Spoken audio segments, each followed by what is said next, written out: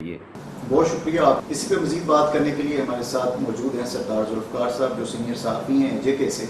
سردار ذوالفقار صاحب، ایک طرف چائنا کے ساتھ جو ہے وہ بھارت الجھا ہوا ہے، دوسری طرف وہ اپنے منفی رویے کو کرتارپور ہو یا کوئی بھی معاملہ ہو ترک کرنے کے لیے تیار نہیں. کیسے دیکھتے ہیں اسے؟ جی کامران صاحب، بہت شکریہ. میں آپ کا اور رائل نیوز کا جو ہے بہت شکر گزار ہوں کہ کشمیر ایشو کے اوپر، بڑے امپورٹنٹ ایشوز کے اوپر آپ جو ہے ہمیشہ سے بات کرتے ہیں. آج جو کوشچن آپ نے کیا ہے، ہمیں بڑا افسوس ہے بھارت کے اس رویے کے اوپر کہ انہوں نے جو ہے وہ کرتارپور کو ایک دفعہ پھر پاکستان کی آفر کو جو ہے اس کے جواب میں انہوں نے اس کو انکار کر دیا ہے. اب وہ جو ہیں وہ گھبرائے ہوئے ہیں پاکستان کے اس رویے سے، حالانکہ پاکستان جو ہے وہ نہ سکھوں کو، ہندوؤں کو، کسی کو بھی منع نہیں کرتا یہاں آنے سے، اور پاکستان کا ایٹیٹیوڈ ہمیشہ سے جو ہے وہ پازیٹیو رہا ہے. عمران خان نے بھی ان کے ساتھ تعلق اچھا کرنے کی بہت کوشش کی، لیکن ہندوستان کا رویہ کبھی بھی جو ہے وہ ٹھیک نہیں رہا. اس حوالے سے آپ یہ دیکھیں کہ جب انہوں نے کشمیر کی جو پوزیشن ہے اس کو چینج کرنے کی کوشش کی، ہندوستان کے آئین سے جو ہے وہ 370 مقبوضہ کشمیر سے نکال دیا، 35 سے وہاں سے انہوں نے جو ہے وہ ختم کر دیا.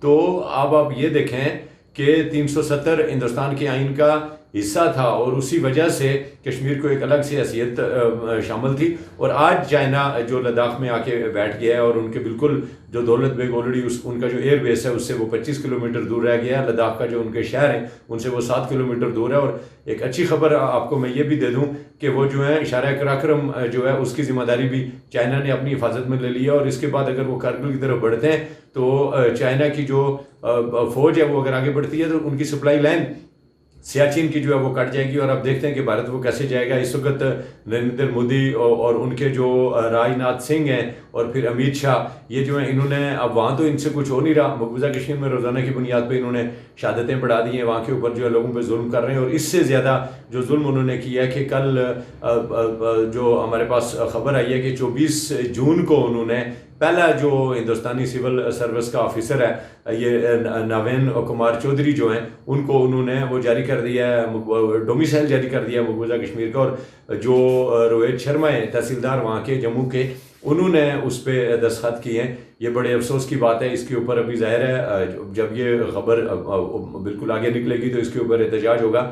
اور چین اس وقت تک خاموش رہا جس وقت تک اس نے اس کو اپنی ٹیریٹری نہیں ظاہر کیا. اور جب اس نے یہ دفعات ختم کی تو چین نے اس وقت بھی کہہ دیا تھا کہ اب ہم دیکھیں گے، یہ ہندوستانی یونین کا حصہ کسی صورت میں نہیں ہو سکتے، یہ متنازع علاقے.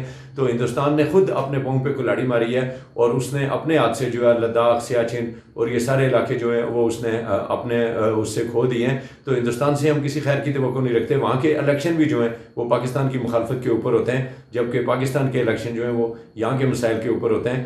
تو ہم تو صرف یہ مطالبہ کریں گے کہ جو کشمیر کے اندر جو ظلم و ستم ہے اس کو بہر صورت بند ہونا چاہیے. سکھوں کی یہ اراداری ہے، اس کو کھلنا چاہیے، ان کو یہاں آنا چاہیے. وہ یہاں اپنے عبادت گاہ پہ اگر ان کا رام مندر بن سکتا ہے تو سکھوں کو وہ یہاں آنے میں ان کو کیا اعتراض ہو سکتا ہے؟ ان کو کوئی ہندوستان کی حکومت کو اعتراض نہیں ہونا چاہیے. اور اگر ہندوستان ان کے راستے بند کرتی ہے تو میں سکھ برادری سے یہ اپیل کروں گا کہ وہ مسلمانوں کا، کشمیریوں کا ساتھ دیں اور اپنی خالصتان تحریک کو جو ہے بڑھ چڑھ کے اس کو چلائیں، تاکہ ہندوستان کے کئی ملک بنیں اور پھر کشمیر بھی آزاد ہو. بہت شکریہ سردار ذوالفقار صاحب آپ کا.